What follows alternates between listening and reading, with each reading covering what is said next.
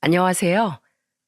시어머니의 험난한 인생을 옆에서 지켜본 50대 초반 여자입니다. 세상에 딸 같은 며느리는 없다지만 저희 시어머니는 진심으로 절 딸처럼 여기고 아껴주셨어요.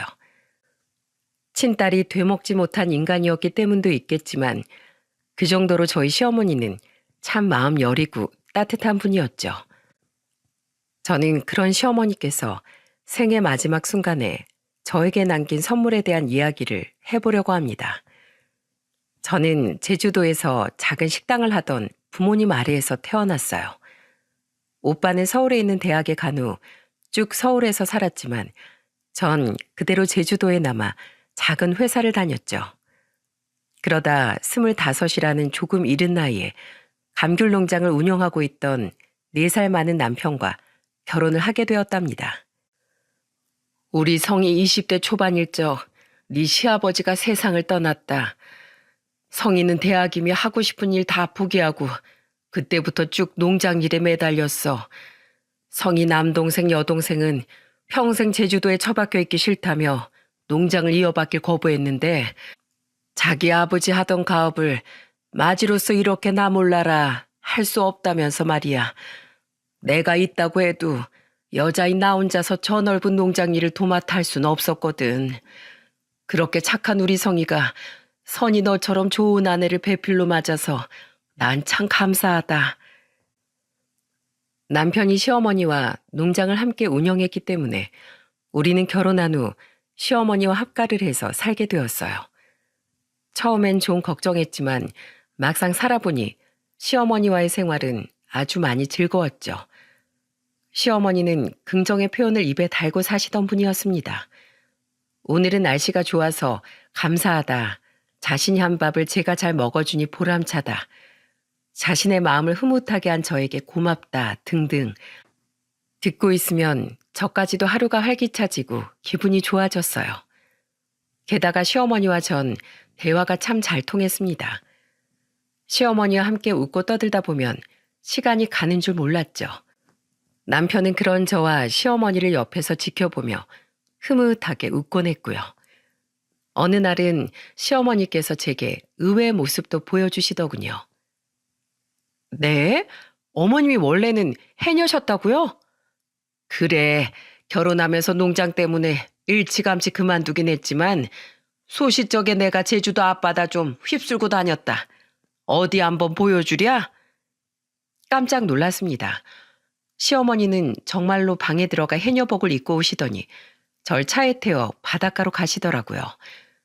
그리곤 한치의 망설임도 없이 바다로 첨벙첨벙 들어가시더니 잠시 후에 소라 몇 개와 꿈틀거리는 무언가를 손에 쥐고 나오시더군요. 시어머니는 씩 웃으며 제게 손을 불쑥 내밀었고 시어머니 손에 있는 물체를 본 전 기겁을 하며 뒷걸음질 쳤죠. 움직인다. 아유, 살았으니까 움직이지. 그건 바로 낙지였어요. 시어머니는 언제 챙겨오신 건지 차에서 도구들을 꺼내 소라를 썰어주셨습니다. 그 소라회를 시어머니가 가져오신 초장에 찍어 먹는데 와, 소리가 저절로 나오더라고요. 어때? 끝내주지? 시어머니는 감탄에 맞이 않는 저를 보며 뿌듯하게 웃으셨어요. 저는 그런 시어머니에게 엄지를 척 날렸죠. 그리고 우린 집으로 돌아와 시어머니가 잡아오신 낙지를 데쳐 대낮부터 소주 한 병을 사이좋게 나눠 마셨네요.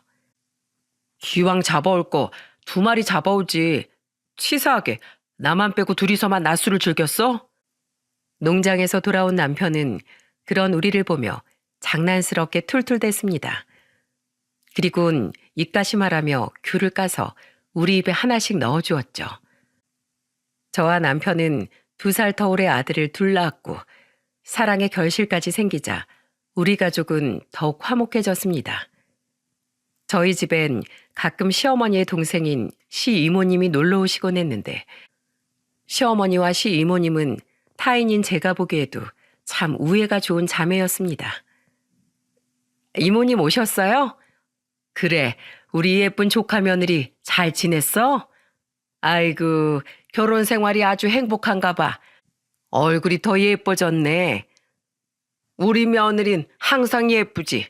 두 번 말하면 입만 아파. 어디 밥은 먹었어? 아니 언니. 이따 저녁에 비 온대. 우리 파전이나 부쳐 먹자. 그럼 제가 부쳐올게요 이모님. 됐어. 내가 우리 조카 며느리 부려 먹으려고 왔을까 봐. 내가 전 하나는 기가 막히게 부치거든.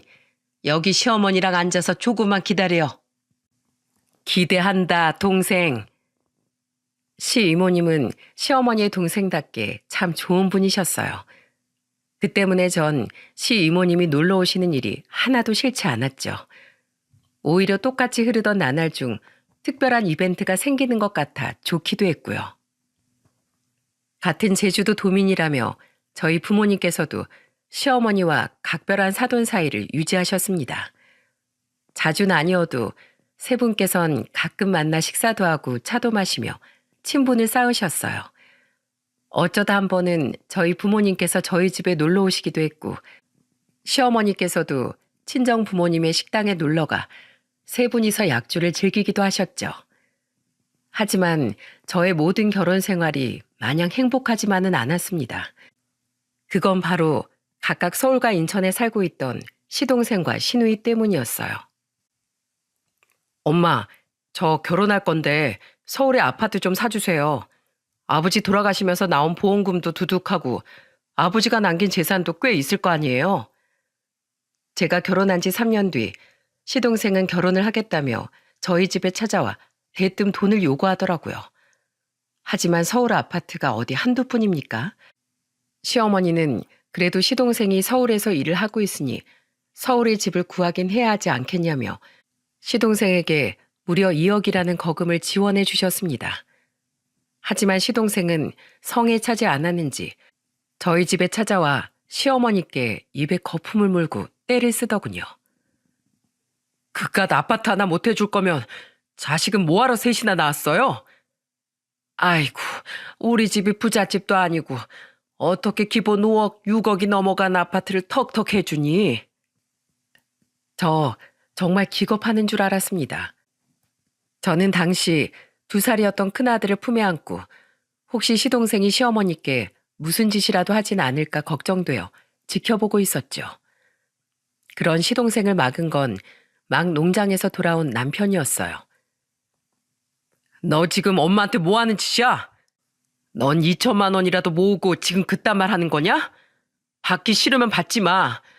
엄마가 도와주시면 감사합니다 하고 납작 엎드려서 절이라도 할 것이지. 어디 엄마 앞에서 언성을 높여? 당장 안 꺼져? 약한 시어머니 앞에서만 사나운 늑대처럼 으르렁대던 시동생은 형인 남편에겐 찍소리도 못하는 겁쟁이였습니다. 시동생은 남편의 눈치를 보며 집에서 도망을 쳤죠. 결혼 전에도 후에도 시동생은 남편이 일을 나간 틈을 타 자꾸만 찾아와 시어머니에게 돈 요구를 했고 되먹지 못한 망난이었던 건 막내였던 시누이 또한 마찬가지였어요. 엄마, 나 회사 그만뒀어. 나 베이커리 배워서 가게 차리게 돈 좀 대줘. 너 나한테 뭐 돈 맡겨놨니? 왜 이렇게 당당해? 그리고 대비를 해놓고 회사를 그만둬야지.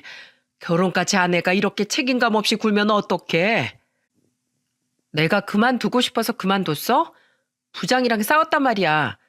그깟 직급 좀 높다고 사람한테 이래라 저래라 시켜대는 꼴이 짜증나서 좀 대들었더니 사람을 잘라버리더라니까. 아이 엄마 좀 도와달라고. 나 시댁이랑 남서방한테 욕 바가지로 먹는 꼴을 엄마가 돼서 그냥 보고만 있으려고? 마음 여린 시어머니는 매번 난색을 표하면서도 차마 자식들 일이라 모른 척을 못하시더군요. 그렇게 시어머니는 남편 몰래 몇 번 두 사람에게 돈을 해주셨고 보다 못한 남편은 결국 시어머니의 통장을 뺏기까지 했어요. 남편에겐 아무 말 못했던 시동생과 시누이는 그때서야 시어머니의 돈을 더 이상 갈취할 수 없었죠. 나머지 두 자식이 그렇다 보니 시어머니는 더더욱 남편과 저에게만 의지를 하셨습니다. 너희는 내가 사는 유일한 낙이다. 그래도 우리 장남하고 큰며느리가 있으니 난 참 복 받은 사람이야. 시동생과 시누이 때문에 소가리를 하면서도 시어머니는 끝까지 긍정을 잃지 않으시더군요. 저는 그런 시어머니에게 어떻게든 힘이 되어드리고자 더더욱 시어머니에게 최선을 다해 잘해드렸죠. 하지만 세월의 풍파는 더더욱 시어머니를 괴롭혔습니다. 제가 결혼한 지 8년 뒤 시어머니는 그만 대장암에 걸리시고 말았어요. 다행히 손을 쓸 수 없는 말기에 발견된 건 아니었지만 극초기도 아니었던지라 시어머니는 수술을 받은 후에도 항암 치료를 병행하며 오래도록 암 투병을 하셔야 했죠. 투병 생활 동안 몸이 극도로 약해진 시어머니는 잔병 치레까지 많아지시더군요. 시어머니는 계속해서 입원과 퇴원을 반복하셔야 했고 전 일하느라 아이들에게 계속해서 붙어 있을 수 없던 남편 대신 친정 부모님께 자주 애들을 맡기곤 그런 시어머니의 곁을 지켰습니다. 그래도 시어머니는 참 강한 분이셨어요. 시어머니는 몇 번의 고비를 넘기면서도 결국 암을 이겨내셨고 몇 년의 세월이 흐른 뒤엔 드디어 암 완치 판정까지 받으실 수 있었습니다. 병원에서 완치 판정을 받던 날 저와 시어머니는 서로를 끌어안고 엉엉 울었죠. 어머니, 그동안 정말 고생 많으셨어요. 정말 대단하세요. 전 어머님이 자랑스럽고 존경스러워요. 아니다, 어머마. 이건 모두 어멈니 덕분이야. 네가 아니었으면 내가 어떻게 그 고된 시간을 버텨낼 수 있었겠니. 고맙다. 정말 고마워. 함께 병원에 왔던 남편은 그런 우리를 보고 옆에서 손등으로 연신 눈물을 쓸어내더군요. 그 어떤 걱정거리도 그때만큼은 우리 안에 존재하지 않았어요. 날씨는 화창했고 비록 눈물 범벅이긴 했지만 우리의 얼굴엔 그 어느 때보다 환한 미소가 가득했죠. 그날 우리는 충만해진 가족애를 가슴에 품고 앞으로의 희망찬 미래를 꿈꿨습니다. 하지만 시어머니의 건강이 겨우 나아졌나 싶었더니 두 번째 불행은 다름 아닌 저희 남편에게 찾아오더군요. 췌장암이요? 시어머니께서 암에 걸린 지 12년 만에 남편은 그만 췌장암 말기 판정을 받고 말았습니다. 남편의 나이 고작 40대 후반이에요. 수술조차 불가능했던 남편은 마지막쯤엔 고통 때문에 제대로 누워있기도 힘들어했고 식사량 또한 극심하게 줄었어요. 복수가 차고 침대 시트가 젖어 자주 갈아줘야 할 정도로 많은 식은땀을 흘렸고 차츰 정신이 혼미해지고 잠에만 빠져있는 시간이 늘어갔죠. 그렇게 투병을 한 지 5개월이 되었던 어느 날 남편은 시어머니의 손을 잡고 희미한 목소리로 말하더군요.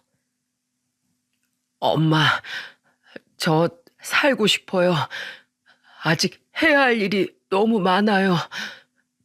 그래, 끝까지 살아서 뭐든 하면 되지. 무슨 걱정이니? 이 엄마만 믿거라.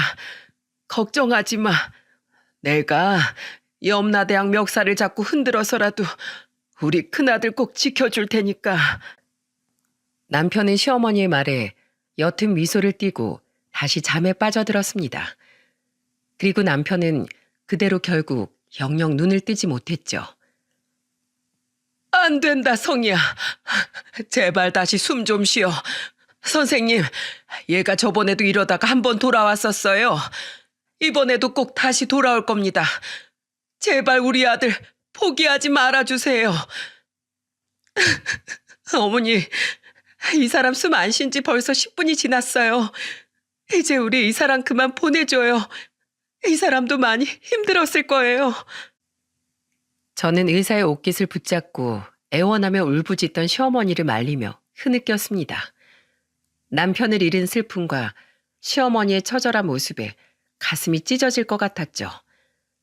학교에 있던 두 아들은 뒤늦게 병원으로 달려왔지만 끝내 남편의 마지막을 지켜보지 못했어요. 그렇게 우리 가족은 누구보다 듬직하던 큰아들과 남편, 그리고 아버지를 잃게 되었습니다.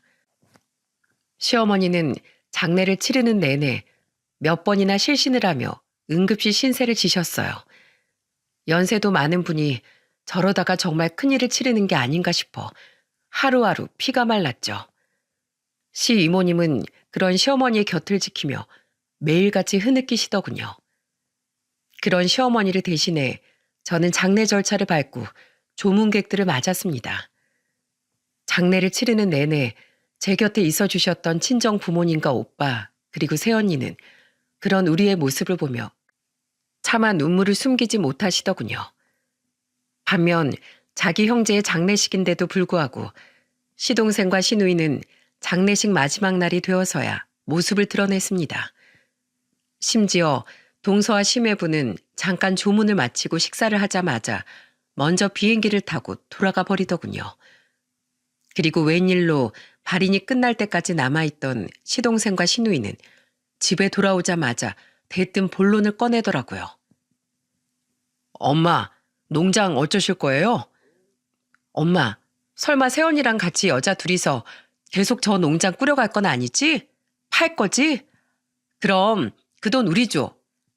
뭐야? 너희들 지금 큰애 간 지 며칠이나 지났다고 또다시 돈 타령이야? 너희들이 인간이니? 그러고도 사람이야? 간 사람은 간 사람이고 산 사람은 살아야 할 거 아니에요. 엄마, 어차피 그 농장 팔 거잖아요. 그 돈 다 가지고 있다가 노잣돈으로 쓸 거예요? 어차피 쓸 데도 없는 돈 왜 쥐고 있으려고 그래요? 그렇습니다. 짐승 같은 두 연놈은 방해꾼이었던 남편이 사라지자마자 시어머니에게 또다시 돈을 뜯어내기 위해 왔던 거였어요. 정말 치가 떨리다 못해 분해서 눈물이 다 나더군요. 서방님, 아가씨, 정말 사람들이 해도 해도 너무한 거 아니에요? 어쩜 사람들이 돈벌레처럼 돈밖에 몰라요? 어머님 장례식 내내 계속 쓰러지셨던 거 모르세요? 어머님 이러다 또 쓰러지시면 어쩌시려고 장례식 끝나자마자 어머님을 이렇게 괴롭혀요? 형수가 무슨 상관이에요? 형도 세상 떠난 마당에 생판 남인 형수는 좀 빠져요. 설마 새언니도 농장에 눈독 들이고 있는 건 아니죠? 꿈도 꾸지 마세요. 어차피 농장은 우리 엄마 명의로 돼 있거든요. 시누이는 제 어깨까지 밀쳐대며 패악을 부렸습니다. 어른들 일이라 차마 끼지 못하고 옆에서 지켜보고 있던 저희 아들들은 그 모습을 더는 참지 못하겠는지 시동생과 시누이를 억지로 밀어서 쫓아내더군요. 시동생과 시누이는 어른도 몰라보는 쌍놈들이라고 제 아들들에게 악을 써댔지만 제 큰아들은 한마디를 던지곤 현관문을 쾅 닫아버렸죠. 쌍놈 조카가 쌍놈이지 그럼 양반이겠어요? 그리곤 두 아들은 펑펑 울고 있는 시어머니와 화가 나서 씩씩대는 저를 안고는 달래주었습니다. 남편을 닮아 어느덧 듬직하게 자란 두 아들 덕에 그날은 무사히 지나갈 수 있었죠. 하지만 두 사람은 근처에 숙소라도 잡은 건지 하루가 멀다 하고 저희 집을 찾아오더군요. 그것도 예전에 남편이 없을 때만 틈타서 왔던 것처럼 두 아들이 학교에 간 시간만 골라서 말입니다. 어차피 여자 둘이선 힘들어서 그 넓은 농장일 하지도 못한다. 그냥 농장 판 돈 그 두 놈들에게 다 줘버리고 그 놈들이랑 인연 끊으련다. 큰아들을 잃은 슬픔에 몸에 남은 기력이 없던 시어머니는 결국 농장을 판 돈 중 일부를 저에게 주시곤 나머진 전부 시동생과 시누이에게 줘버리셨어요. 시어머니에게 돈을 뜯고도 두 사람은 만족하지 못했는지 제게 준 돈까지 내놓으라며 성하였지만 시어머니는 악에 바친 목소리로 소리를 지르며 두 연놈을 쫓아버렸죠. 큰애가 피땀 흘려서 일군 농장값에 그의 처몫이 없다는 게 말이 되니? 이건 법적으로도 며느리랑 손주들 몫이니까 법정 싸움까지 가고 싶지 않으면 더는 넘보지 마. 그리고 다신 찾아오지 마라 이것들아. 그게 내 마지막 전 재산이야. 나랑 큰애 암투병하며 집에 모아뒀던 돈도 전부 다 써버려서 너희들한테 줄 돈도 더는 없어. 이 버러지 같은 것들아. 시어머니가 벗같이 들먹이자 그제야 두 사람은 투덜대며 가버리더군요. 그리고 정말로 시어머니에게 빼먹을 것이 이젠 없다고 생각했는지 두 사람은 더는 시어머니를 찾아오지 않았죠. 아주 인간으로서의 도리를 코딱지만큼도 모르는 시어머니 말대로 버러지 같은 인간들이었습니다. 이후 전 시어머니의 곁을 떠나지 않고 그 집에 그대로 남기로 결정했어요. 시어머니께서 암투병을 할 때도 몇 번 얼굴을 디밀지도 않던 시동생과 시누이가 뜯어먹을 돈도 더는 없는 마당에 시어머니를 모실 거라곤 전혀 생각지 않았고, 그렇다고 심적으로 많이 약해지신 시어머니를 차마 홀로 남게 둘 수는 없었거든요. 시 이모님이 가끔 찾아오시긴 했지만 이모님 또한 가정이 있으셨으니까요. 시어머니와 제법 돈도 가셨던 저희 부모님도 그런 저의 결정을 응원하고 지지해 주셨죠. 그런 제 마음을 모르셨던 시어머니는 남편을 보낸 지 얼마 되지 않아 절 붙잡고는 아이처럼 애원을 하시더군요.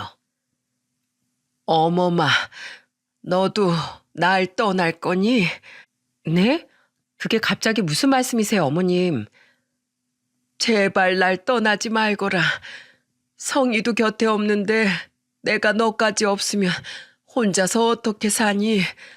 내가 이렇게 비마. 난 더 이상 혼자 살아갈 자신이 없다. 혹시 내가 가진 돈이 없어서 그렇다면 내가 어떻게 해서든 나가서 돈이라도 벌어오마. 제발 내 곁에만 있어다오. 어머니, 그게 무슨 말도 안 되는 말이에요. 저 안 떠나요. 전 항상 어머님 곁에 있을 거예요. 울지 마세요, 어머님. 깜짝 놀랐습니다. 분명 제가 아는 시어머니는 누구보다 희망을 잃지 않고 긍정적으로 사는 분이셨으니까요. 하지만 일찍이 자신의 남편을 떠나보내고 유일하게 믿고 의지하던 큰아들마저 잃자 시어머니는 그만 마음이 와르르 무너지신 것 같더군요. 저는 너무 애처로 보이는 시어머니를 꼭 끌어안고는 시어머니와 함께 엉엉 울었습니다. 괜찮아요, 어머님. 이젠 남편을 대신해서 제가 어머님 지켜드릴게요. 저 아무 데도 안 가니까 제발 불안해하지 마세요. 시어머니는 정신적으로 많이 불안하신 상태였습니다. 옆에 누군가 없으면 불안에 떨며 눈물까지 흘리실 정도로 타인에 대한 의존도가 높아지셨죠. 게다가 마음이 약해지자 시어머니는 날이 갈수록 건강을 잃어가셨어요. 그러다 보니 시어머니의 노화는 점점 빨라졌고 자꾸만 악몽을 꾸시는지 잠조차 제대로 주무시지 못해 불안 증세 또한 악화되어만 갔습니다. 시 이모님은 주말마다 찾아와 그런 시어머니의 곁을 지켜주셨죠. 이외에도 저희 친정 부모님께서도 가끔 시어머니의 병문안을 오셨고 날이 갈수록 힘들어 보이는 저를 보며 이런 말씀을 하시더군요. 너 괜찮니? 안 되겠다, 선이야. 이 엄마랑 아빠가 도와줄 테니까 사부인께는 죄송한 이야기다만 시설 좋은 요양원에 모시는 건 어떠니? 아니, 엄마. 우리 어머님 지금 많이 불안해하셔서 요양원에 못 들어가셔. 보내고 싶지도 않고 그냥 지금처럼 어머님 모시고 병원 다니고 정신과 진료도 받게 해드리면서 내가 끝까지 모실래. 엄마도 그랬잖아. 시부모님도 부모님이라고. 네가 그렇게까지 이야기하니 넌 아무 말도 안 하마. 그래도 이 돈은 받아둬. 너희 시어머니 옆에서 통 못 떨어져서 일도 지금 못하잖아. 끝내 엄마는 제 손에 2천만 원이 든 통장을 쥐어주시더군요. 40 중반을 넘은 딸 걱정 때문에 머리가 더 하얘진 것 같은 부모님을 보며 저는 통장을 꾹 쥔 채 눈물만 뚝뚝 흘렸죠. 이후 큰아들은 제주도에 있는 국립대에 진학을 했고 공부를 더욱 잘했던 저희 둘째 아들은 서울에 있는 대학에 붙어 서울로 올라가게 되었습니다.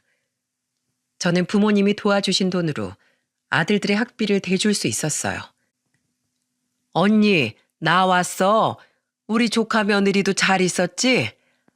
오셨어요, 이모님? 응, 아주 맛있는 거 사들고 이 이모님이 오셨지. 언니, 이것 봐라. 내가 언니 좋아하는 방어 사왔다. 오랜만에 우리 소주 한잔하자. 진규는 주말인데 어디 나갔어? 친구 만난다고 오랜만에 나갔어요. 워낙에 어디 안 나가고 저랑 어머님 옆에 붙어 있으려고 해서 제가 억지로 막 내보냈어요. 오랜만에 술을 몇 잔 드신 시어머니는 이내 방으로 들어가 잠을 청하시더군요. 술 기운이 제법 몸에 돌아서인지 시어머니는 드물게 깊은 잠에 빠져 계셨죠. 시어머니가 잠든 걸 확인한 뒤 저는 조용히 방문을 닫고 다시 식탁에 앉았습니다. 연신 밝은 얼굴이었던 시이모님은 시어머니가 계시지 않자 서글픈 표정을 짓고 계셨어요. 에휴, 너희 시어머니 참 불쌍한 사람이야. 어렸을 때부터 둘째, 셋째가 그렇게 사고치고 문제를 일으키고 다녀서 옛날부터 학교에 불려가 선생님들한테 머리 숙이고 피해 입은 학생이랑 학부모들에게도 사죄하고 돈까지 다 물어주고 다녔지. 게다가 애들이 다 성인이 되기도 전에 형부가 돌아가시는 바람에 언니 마음엔 바람 잘 날이 없었어. 그래도 언니는 웃음 한 번 안 잃고 참 씩씩하게 살았는데 유일하게 몇십 년간 의지했던 큰아들이 그렇게 가버렸으니 절이 될 정도로 상심이 컸던 게야. 속이 말이 아니었겠지. 질부, 아니 선이야. 우리 언니 옆에 남아줘서 너무 고맙다. 네가 아니었으면 우리 언닌 진즉에 세상에 대한 미련을 버렸을지도 몰라. 내가 분명히 말하는데 넌 꼭 어떻게 해서든지 큰 보답을 받을 거야. 보답은 무슨요. 저 그런 거 안 바래요.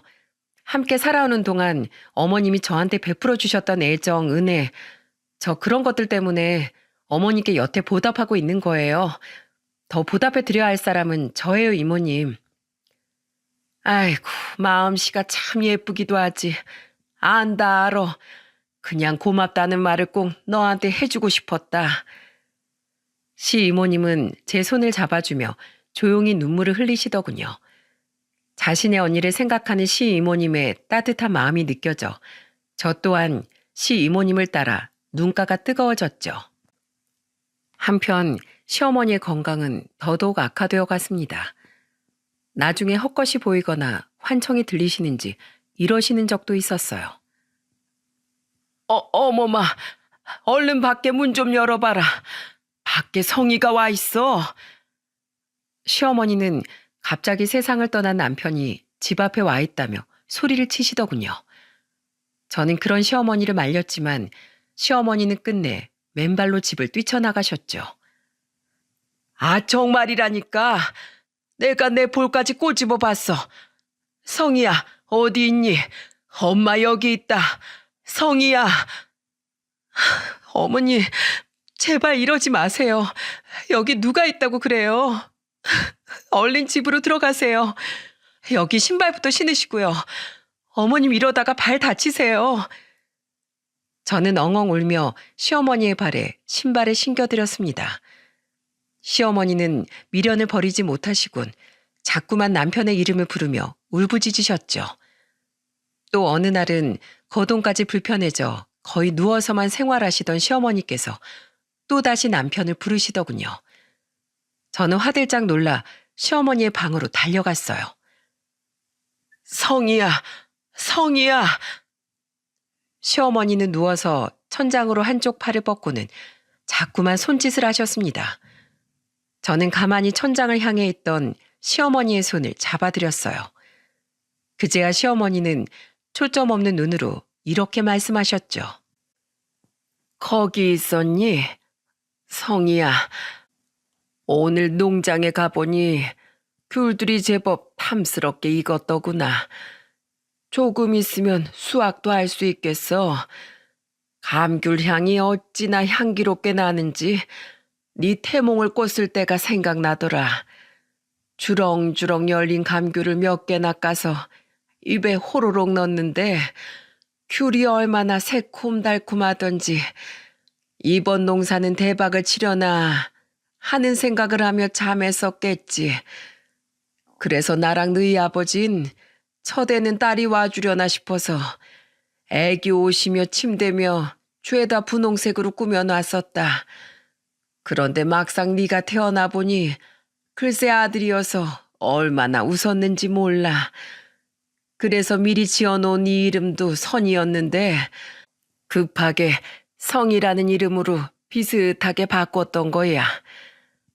그런데 네가 나중에 데려온 우리 며느리 이름이 선이어서 내 속으로 얼마나 놀랐나 모른다.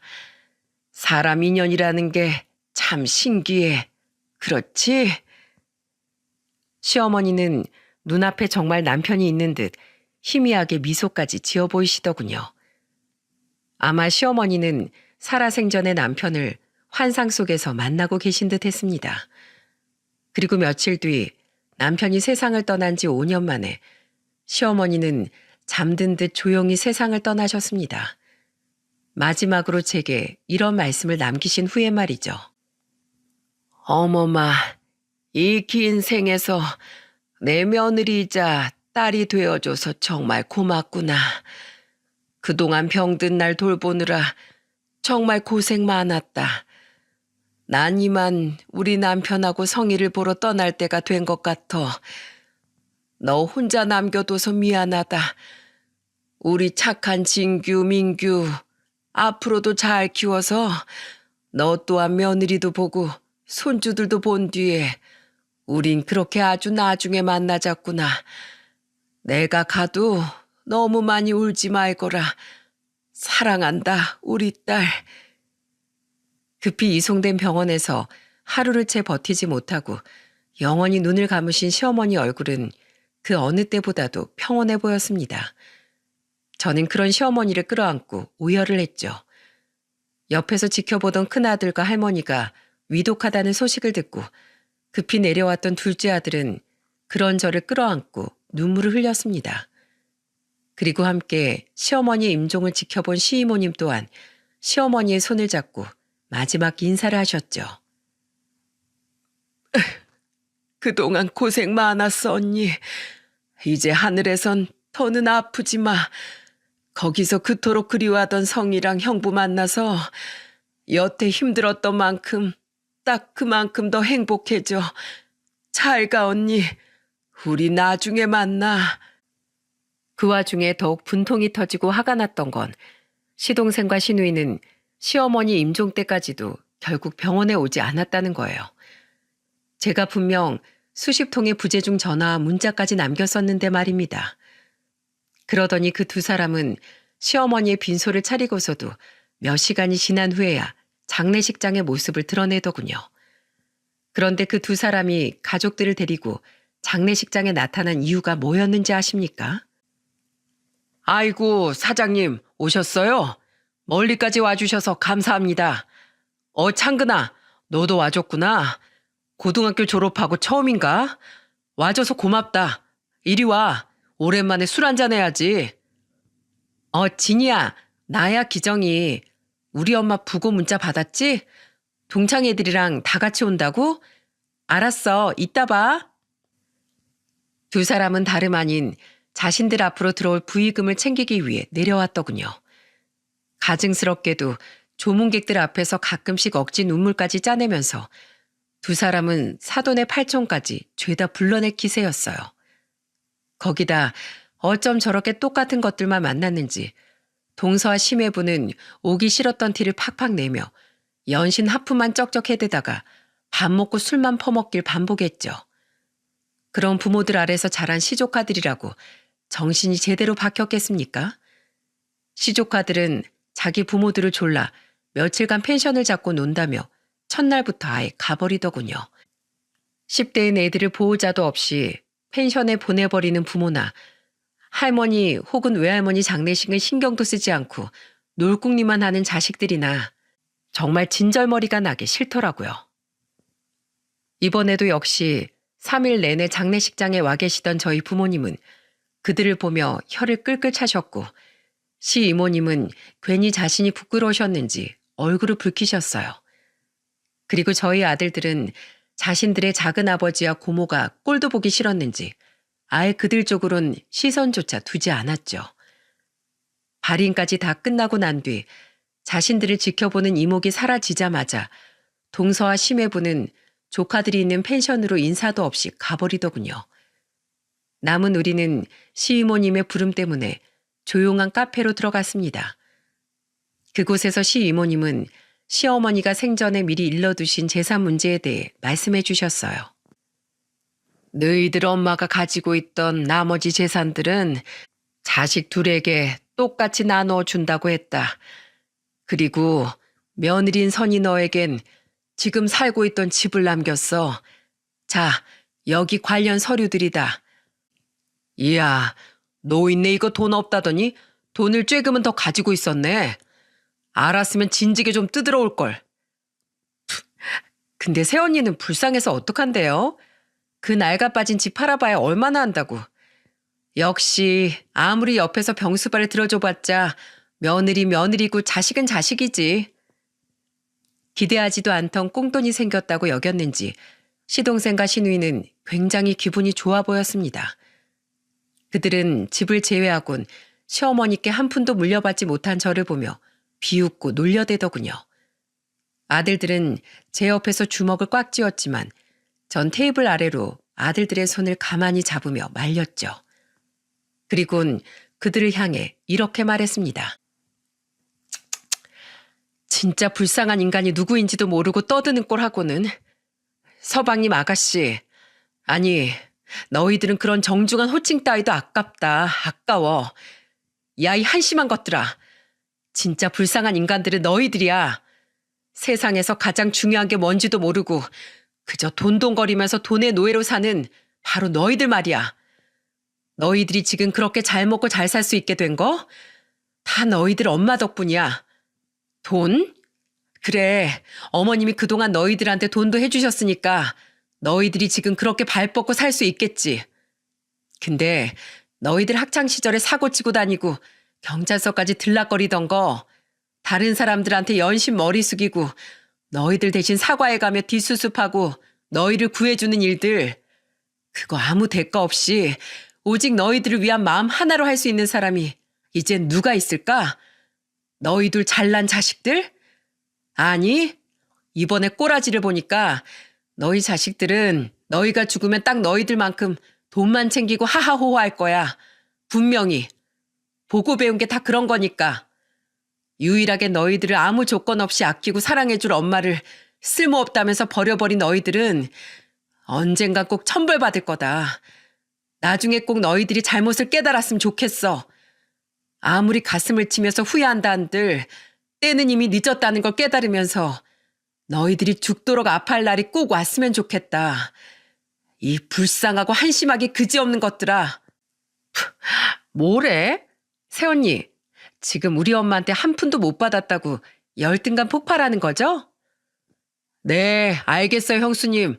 천벌받을 우리들은 엄마가 남겨준 돈 가지고 누릴 거 다 누리면서 살다가 돈 떨어지면 그때 후회할지 말지 생각해 볼게요. 그전엔 돈 쓰느라 신나서 후회든 뭐든 생각할 여유가 있을지나 모르겠네. 아무튼 우린 이제 영원히 남남이니까 앞으로 서로 얼굴 볼 일 없게 합시다. 야, 가자. 이모, 우리 가요? 아휴, 저런 것들 낳느라 몸이 상한 우리 언니 인생이 불쌍하다, 불쌍해. 그놈들은 끝까지 비열하고 한심한 족속들이었습니다. 시 이모님은 나가는 그들의 뒷모습을 보며 한숨을 쉬셨죠. 그리곤 제 눈치를 살피며 말씀하셨어요. 괜찮니? 너희 시어머니가 너한테 재산을 안 남겨서 서운하진 않어? 서운하긴요. 저런 인간들이라도 어머님은 어쩔 수 없이 자식이라고 생각하셨던 거겠죠. 전 남편하고 어머님과 살고 있던 그 집이면 넘치고 충분해요. 사실 법적으로 따지고 들면 분명 그들에게 제 아들들의 몫을 더 빼앗아 올 수도 있었겠지만 저는 그러지 않기로 했습니다. 마지막까지 망나니 같은 자식들을 걱정해 유산을 남기셨을 시어머니의 마음을 존중해 드리고 싶었으니까요. 그런데 일주일 뒤 저에게 상상도 못한 일이 찾아왔습니다. 이모님, 어쩐 일이세요? 이젠 시어머니도 안 계신 마당에 시이모님께서 왜 찾아오신 건지 의아하더군요. 그것도 마지막으로 뵌 지 아직 일주일밖에 지나지 않았는데요. 시이모님은 의미 모를 미소를 지으며 집으로 들어오시더니 제게 택배 상자 하나를 내미셨습니다. 상자 위에는 큼지막하게 시어머니 이름이 적혀 있었죠. 이게 뭐예요, 이모님? 너희 시어머니가 나한테 맡겼던 거야. 자기 세상 떠난 뒤에 너한테 전해주라고. 저는 아리송한 마음으로 그 상자를 열어보았습니다. 그곳엔 3가지의 물건과 한 장의 편지가 들어있었어요. 그 물건들의 정체를 안 저는 놀라고 벅찬 마음을 감추지 못했죠. 이건... 첫 번째 물건은 시어머니께서 항상 품에 품고 다니던 손수건이었습니다. 그리고 2번째 물건은 바로 시어머니의 해녀복이었어요. 마지막으로 편지 옆에 가지런히 놓여있던 물건은 웬 주소 하나가 적힌 쪽지였죠. 먼저 편지를 읽어본 전 사무치는 마음에 그만 눈물을 터뜨리고 말았습니다. 사랑하는 내 며느리, 어머마, 네가 이 편지를 읽을 쯤엔 난 아마 세상에 없겠구나. 나는 요즘 내 삶이 얼마 남지 않았다는 걸 여실히 느끼고 있다.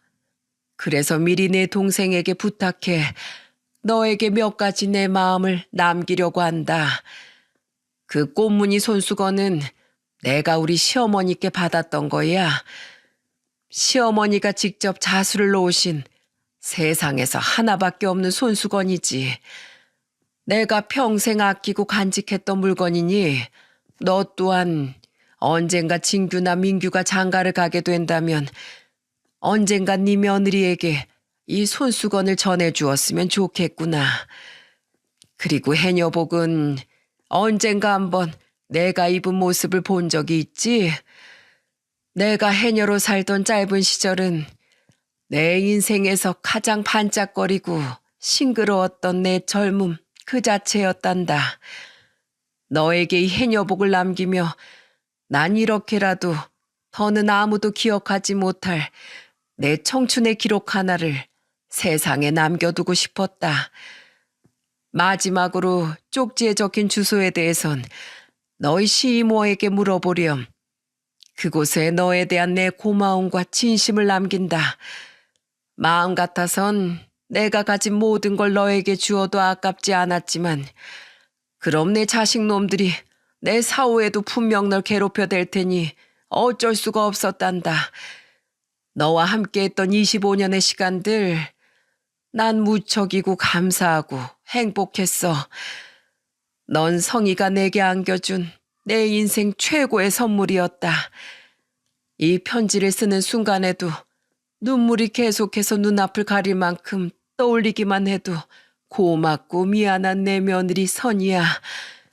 네가 언제까지고 행복하길 내 하늘에서 빌고 또 빌어주마. 사랑한다. 오래전 바닷가에서 소라와 낙지를 들어올리곤 제게 환하게 웃어 보이던 시어머니의 모습이 눈앞에 아른거렸습니다. 금방이라도 시어머니가 저 문을 열고 들어와 제게 장난기 가득한 웃음을 지어 보이실 것 같았죠. 저는 해녀복을 가슴에 끌어안고 한참을 아주 서럽게 울었습니다. 시어머니가 너무 보고 싶었습니다. 2 아들은 제 등을 감싸고 그런 저를 달래주더군요. 겨우 진정이 된 제게 시이모님은 쪽지에 적힌 주소에 대해 말씀해 주셨어요. 그리고 시이모님의 입에서 나온 이야기는 저에게 굉장한 놀라움을 안겨주었죠. 성희가 세상을 떠난 지 얼마 안 됐을 때 너희 시어머니가 나에게 내 이름으로 땅 하나를 사달라고 부탁하며 돈을 주더구나.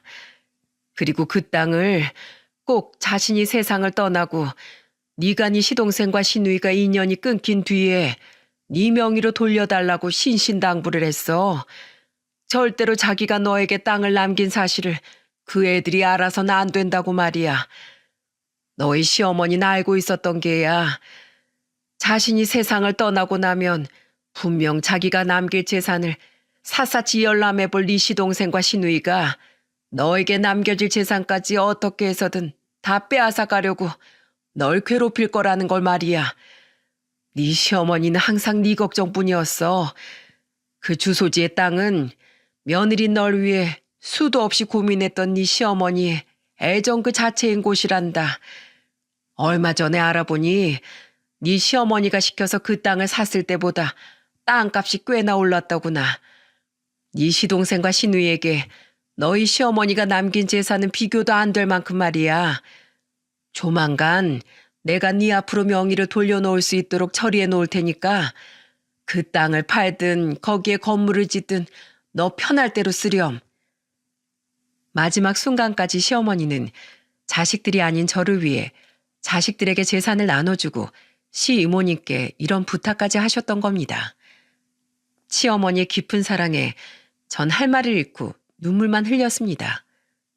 시이모님은 그런 저를 꼭 안고는 이렇게 말씀해 주셨죠. 이젠 우리도 이토록 자주 볼 일은 없겠구나. 선이야, 그동안 고생했던 만큼 앞으로는 더 행복해져야 한다. 하늘에 있는 언니처럼 나도 항상 네 행복을 빌어줄게. 그동안 내 언니를 위해 애써줘서 진심으로 고마웠다. 아니에요, 이모님. 제가 오히려 더 감사했습니다. 그렇게 2년이 흘렀습니다. 저는 남편과 시어머니와 함께 살던 그 집에서 여전히 큰아들과 함께 살고 있어요. 큰아들은 지금 대학교 마지막 학기를 다니고 있고 둘째 아들 또한 서울에서 열심히 대학 생활 중이죠. 이모님, 어서 오세요. 일찍 오셨네요. 그리고 저는 시어머니께서 남기신 땅에 2층짜리 건물을 하나 지었어요. 바리스타 자격증을 딴 뒤 1층에 제 카페 하나를 차려 생계를 꾸려 나가고 있죠. 그리고 2층엔 말이죠. 올 때마다 느끼지만 참 카페를 너처럼 꾸며놨구나. 분위기도 아늑하고 따뜻한 게 아주 마음이 몽글몽글해져. 근데 괜히 장사도 끝난 시간에 내가 너희 부모님을 귀찮게 하는 건 아니니? 아니에요. 저희 부모님이 먼저 초대하신 건데요, 뭐. 카페 문 잠그고 얼른 같이 올라가요, 이모님. 2층엔 바로 저희 부모님께서 식당을 운영하고 계십니다. 원래 장사를 하시던 곳이 워낙 낡았기에 제가 먼저 두 분께 가게 이전을 제안드렸죠. 시어머니께서 남기신 땅은 제법 상권이 좋았거든요. 이전에도 종종 시어머니 병문안을 왔던 저희 부모님은 시이모님과 몇 번 마주치며 친해지셨는데 시어머니가 돌아가신 지금까지도 세 분은 여전히 가끔 만남을 가지고 계십니다. 얼마 전엔 새로 연 제 건물의 부모님 식당에 부모님이 시이모님과 절 초대해 넷이서 함께 반주를 곁들인 식사 자리를 가질 정도로 말이죠. 친정오빠는 다 같이 옹기종기 모여 사는 우리를 보며 내심 부러워하곤 합니다. 여보, 우리도 여기 내려와서 살까? 당신 회사는 어쩌고. 난 우리 부모님 식당에 취직하고 당신은 선이 얘 카페에서 아르바이트 하자. 어차피 우리 애들도 다 커서 저들끼리 알아서 살 수 있잖아. 새언니는 장사가 쉬워 보이냐며 오빠의 등짝을 때렸고 저와 친정 부모님은 그 모습을 킥킬대며 바라보았어요. 저는 지금 이렇듯 시어머니를 먼저 떠나보낸 슬픔을 가슴에 묻으며 남은 삶을 이어가고 있습니다. 매일 출근을 할 때마다 이 땅에 담긴 시어머니의 사랑을 되새기면서 말이죠. 다만 이거 하나만은 굳게 믿고 있습니다. 가진 것에 만족하는 법이 없던 두 사람은 가진 돈이 떨어지면 또다시 남의 것을 탐하며 평생 마음이 굶주린 삶을 이어나갈 수밖에 없다는 것을 말이죠. 그리고 마지막에 다다라선 그들이 분명 깨닫길 바랍니다. 그들이 그동안 지독한 결핍을 느끼지 못하고 살아갈 수 있었던 건 다름 아닌 자신들의 엄마인 시어머니의 조건 없는 사랑 덕분이었다는 것을요. 물론 뒤늦게 후회해봤자 더 이상 그들이 기댈 수 있는 시어머니는 이 세상에 존재하지 않겠지만 말입니다. 저는 이 글이 하늘에 계신 저희 시어머니께 가닿길 바라는 마음으로 사연을 보내게 되었습니다. 마지막까지 제 걱정을 하며 세상을 떠나셨던 시어머니께 이렇게 말씀드리고 싶었거든요. 저는 어머님 덕분에 잘 지내고 있어요. 그러니 더 이상 제 걱정은 말고 그곳에서 편히 쉬세요. 라고 말입니다. 저는 앞으로 항상 긍정적이고 밝았던 본래의 시어머니처럼 희망차게 행복을 찾아가며 살아갈 겁니다. 그리고는 언젠가 만나게 될 제 며느리에게 이야기해 줄 거예요. 나도 너처럼 며느리일 때가 있었고 난 참으로 훌륭하고 감사한 시어머니를 만났었다고 말이죠. 그리고 저 또한 시어머니처럼 좋은 시어머니가 될 수 있도록 항상 노력해 나갈 생각이에요. 그렇게 나중에 하늘에서 만날 시어머니에게 당당히 자랑할 수 있는 추억을 쌓을 때까지 전 오늘도 내일도 추억의 힘으로 힘차게 살아가려고 합니다. 그리고 제 사연을 들어주신 모든 분들도 항상 희망을 잃지 않고 씩씩하게 매일을 살아가시길 바라고 응원할게요. 감사합니다.